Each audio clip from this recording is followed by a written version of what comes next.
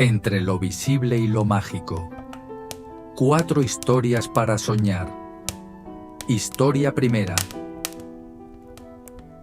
La aprendiz de cartógrafa.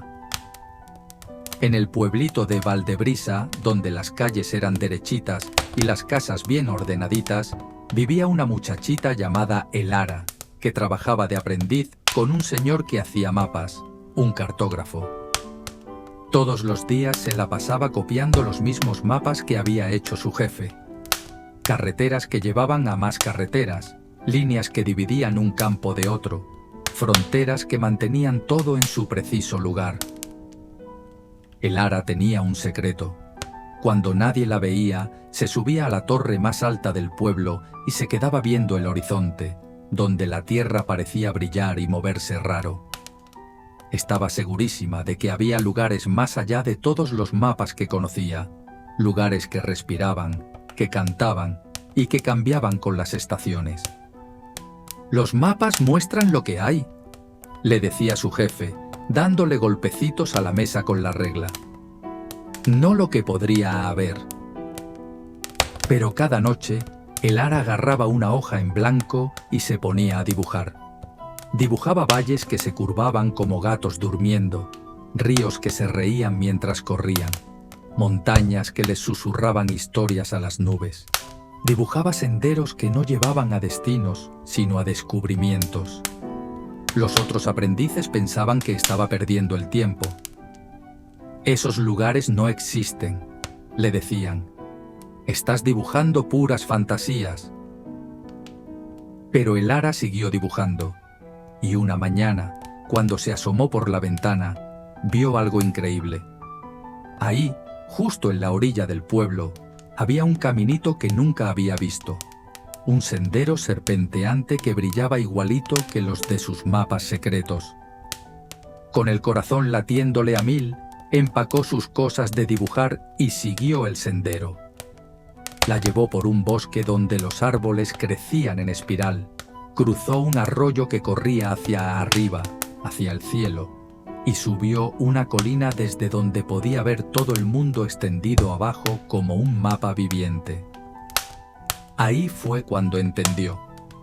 El mundo no era solo lo que ya estaba dibujado, también era todo lo que estaba esperando a ser descubierto por los que se atrevían a mirar más allá de lo que todos los demás podían ver.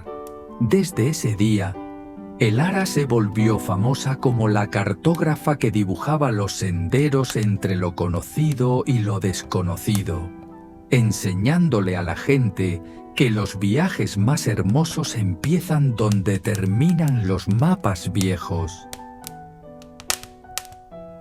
Historia número 2. La canción de la campanera. En el pueblo de Campanal, las campanas sonaban cada hora para marcar el tiempo, y la joven Esperanza era la peor campanera que hubieran oído jamás. Sus campanas hacían ruido en lugar de melodía, sonaban horrible en lugar de bonito, y hacían que los perros aullaran y los bebés lloraran. «Tienes que tocarlas bien», le decía el jefe de campaneros, enseñándole la técnica exacta que se había pasado de generación en generación. 3 golpes parejos, pausa, 3 golpes más. Siempre igual. Pero cuando Esperanza tocaba las campanas, pasaba algo raro. El sonido que salía no era el esperado. Era algo completamente diferente. Algo que hacía que la gente parara de caminar y mirara al cielo con asombro. Algo que hacía que las flores se voltearan hacia la torre en lugar de hacia el sol. «Lo estás haciendo mal», le decía todo el mundo. «Las campanas son para dar la hora, no para lo que sea que estés haciendo». Los otros campaneros se burlaban de ella. La gente del pueblo se quejaba. Hasta su propia familia le pedía que por favor, aunque fuera una vez, tocara las campanas normal. Pero Esperanza no podía. Cada vez que trataba de tocarlas como se debía, las manos se le movían solas, creando sonidos que nunca se habían escuchado antes. Melodías que hablaban de lluvia antes de que cayera, de primavera antes de que terminara el invierno, de alegría antes de que la gente supiera que estaba feliz. Un día el alcalde decidió que el ara tenía que irse. «Las campanas son para el orden», declaró levantando un dedo. «No para sueños», dijo muy serio moviendo la cabeza a ambos lados. Pero la mañana que vinieron a sacarla de la torre, pasó algo milagroso. Cuando Esperanza tocó su última canción imposible, todos los pájaros del pueblo empezaron a cantar con ella. Las campanas de la iglesia del pueblo de al lado empezaron a hacerle eco a su melodía.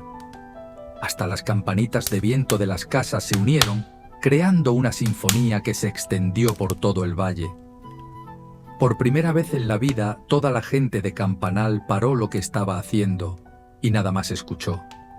En ese momento, oyeron algo que ni siquiera sabían que les faltaba: el sonido de sus propios corazones latiendo en armonía con el mundo que los rodeaba.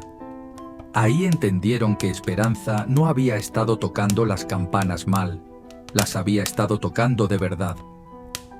Desde ese día, los campaneros de pueblos lejanos vinieron a aprender de ella. Pero no les podía enseñar su técnica, porque no había una técnica que aprender. Solo les podía contar lo que había descubierto: que la música más hermosa no viene de seguir las reglas, sino de escuchar al mundo de una manera tan profunda que te vuelves parte de su canción. Y tarde en la noche, cuando las campanas oficiales ya habían terminado su trabajo, Esperanza se subía a la torre y tocaba sus campanas en la oscuridad. No para marcar las horas, sino para recordarles a las estrellas que no estaban solas en su canto nocturno. Historia número 3. El pastor de nubes. Allá arriba en las montañas, donde el aire se vuelve delgado y el cielo se siente tan cerca que lo puedes tocar, vivía un muchacho llamado Adriel, que tenía el trabajo más raro del mundo. Mientras otros niños de su edad aprendían a cuidar borregos o a tejer canastas o a sembrar, Adriel era aprendiz de la vieja Celeste, la pastora de nubes. Todas las mañanas antes del amanecer, Adriel subía al pico más alto con su bastón de pastor, pero no era de madera, sino tallado de viento cristalizado y pulido por generaciones de pastores de nubes antes que él. Ahí, cuando la primera luz tocaba las montañas, le hablaba a las nubes. Pero las nubes no se pueden pastorear, se reían los niños del pueblo cuando bajaba al mercado. Van a donde las lleva el viento. Adriel sonreía y no decía nada, porque ¿cómo les iba a explicar lo que había aprendido de Celeste? Que las nubes no eran solo vapor de agua flotando sin rumbo por el cielo. Eran seres vivientes con sus propios deseos y sueños, sus propios miedos e ilusiones. Cada nube tenía su propia personalidad. Unas eran tímidas y preferían esconderse detrás de las montañas, otras eran audaces y corrían por el cielo abierto, y otras eran ancianas y sabias, cargando las memorias de todos los lugares donde habían estado. En su primer año de aprendiz, Adriel aprendió a escuchar. Descubrió que las nubes cúmulo se reían como niños cuando chocaban entre ellas, que las nubes de tormenta cantaban canciones profundas y resonantes cuando estaban felices, y que las nubes cirro susurraban secretos que habían oído de las estrellas. En su segundo año, aprendió a hablar su idioma, no con palabras, sino con gestos de su bastón y el ritmo de su respiración. Podía convencer a una nube terca de que trajera lluvia a un valle seco, o guiar suavemente a una nube nostálgica de vuelta al océano donde había nacido. Pero en su tercer año, pasó algo que ni siquiera la vieja Celeste había visto. Una gran oscuridad empezó a extenderse por el cielo. No eran nubes de tormenta, sino algo completamente diferente. Un vacío enorme y hambriento que se tragaba las nubes enteras, dejando atrás una nada gris que hacía que la gente se olvidara de cómo se veía el cielo azul. La oscuridad crecía cada día, y por donde pasaba, la tierra se marchitaba y la gente se ponía triste sin saber por qué. «Esto va más allá de pastorear nubes», dijo Celeste, con sus ojos antiguos llenos de preocupación. Esto es algo que se está alimentando de la maravilla misma. Pero Adriel tenía una idea. Todas las noches había notado que había una nube que nunca dormía. Una nubecita plateada que bailaba sola entre las estrellas, girando y dando vueltas de pura alegría. Las otras nubes la llamaban Lunita, y se decía que estaba hecha no de agua, sino de luz de luna cristalizada y risas de niños. Gabriel subió más alto de lo que nunca había subido, a un pico tan alto que casi podía tocar las estrellas. Ahí encontró a Lunita, bailando su baile eterno, su luz plateada pulsando con cada giro. «Lunita», le habló Adriel suavemente alzando su bastón. «La oscuridad se está comiendo a todas tus amigas, se está comiendo la maravilla misma. Sé que eres pequeñita, pero ¿podrías ayudarnos a recordar lo que estamos perdiendo?» Lunita pausó su baile y pareció considerar. Luego, con un sonido como campanitas hechas de luz de estrellas, empezó a cantar. Su canción era como nada que él hubiera oído antes jamás. Era el sonido de cada niño que había mirado las nubes y visto castillos y dragones y barcos navegando. Era la memoria de cada artista que había tratado de pintar la nube perfecta, cada poeta que había escrito sobre el cielo, cada soñador que había deseado poder volar. Mientras Lunita cantaba, pasó algo milagroso. Cada nube que había existido jamás, desde la primera nube que se formó cuando el mundo era joven hasta todas las nubes que la oscuridad se había tragado, empezó a recordarse a sí misma. Se materializaron de la nada, atraídas de vuelta a la existencia por el poder de la canción de Lunita. El cielo se llenó de nubes de todas las formas y tamaños, cúmulo y estrato, nimbo y cirro, y tipos de nubes que no tenían nombre porque solo existían en los sueños. Giraron alrededor de Lunita mientras bailaba, creando una espiral de luz y humedad y pura posibilidad que se volvía más y más brillante hasta que la oscuridad no tuvo más opción que retirarse a las orillas del mundo. Cuando todo terminó, Adriel se encontró cambiado. Ya no necesitaba su bastón para hablar con las nubes, porque la canción de Lunita había despertado algo en él. Lo mismo que vivía en cada persona que había mirado al cielo y sentido que el corazón se le elevaba. La vieja Celeste sonrió cuando lo vio. «Ya no eres mi aprendiz», le dijo. «Te has vuelto algo nuevo, un guardián de la maravilla misma». Desde ese día, Adriel viajó por el mundo, pero no para pastorear nubes. En cambio, iba a donde la gente se había olvidado de cómo mirar hacia arriba, donde el cielo se había vuelto solo espacio vacío, en lugar de un lienzo infinito de posibilidades. Y en esos lugares, se acostaba en el pasto y contaba historias de nubes hasta que la gente se acordaba de cómo ver figuras en ellas otra vez, cómo soñar con los ojos abiertos, cómo creer en cosas que flotan y bailan justo fuera de su alcance. Y a veces, en las noches más despejadas, la gente dice que todavía puedes ver a Lunita bailando entre las estrellas, haciendo girar su luz plateada en la oscuridad, recordándole al mundo que algunos tipos de magia son demasiado hermosos para desaparecer de verdad. Cuarta historia. La hija del cuidador del faro. En una islita donde las olas le susurraban secretos a la orilla, vivía la hija de un cuidador que estaba a cargo de un faro llamada Marina, que tenía el don de ver barcos que no estaban ahí. Todas las tardes, mientras su papá prendía el gran faro que guiaba a los barcos a puerto seguro, Marina se sentaba junto a la ventana de su cuarto y miraba el horizonte. Mientras otros solo veían océano vacío extendiéndose hasta las estrellas, ella podía ver los contornos fantasmales de barcos de hace mucho tiempo. Veleros con velas hinchadas, barcos de vapor con columnas suaves de humo, barcas de pescadores regresando a casa con lo que habían pescado ese día. Estos barcos fantasmas se movían despacio, tranquilos, como si tuvieran todo el tiempo del mundo. Nunca parecían urgentes o perdidos. En cambio, flotaban como pensamientos somnolientos por el agua oscura, sus luces suaves brillando como luciérnagas adormiladas. Al principio, Marina pensó que todos los podían ver. «Mira, papá», le decía señalando una goleta elegante que pasaba deslizándose. «¿No es hermosa?». Pero su papá miraba y solo veía luz de luna sobre el agua. Los pueblerinos que visitaban su isla entrecerraban los ojos hacia el horizonte y movían la cabeza con cariño. «¡Qué imaginación!», murmuraban.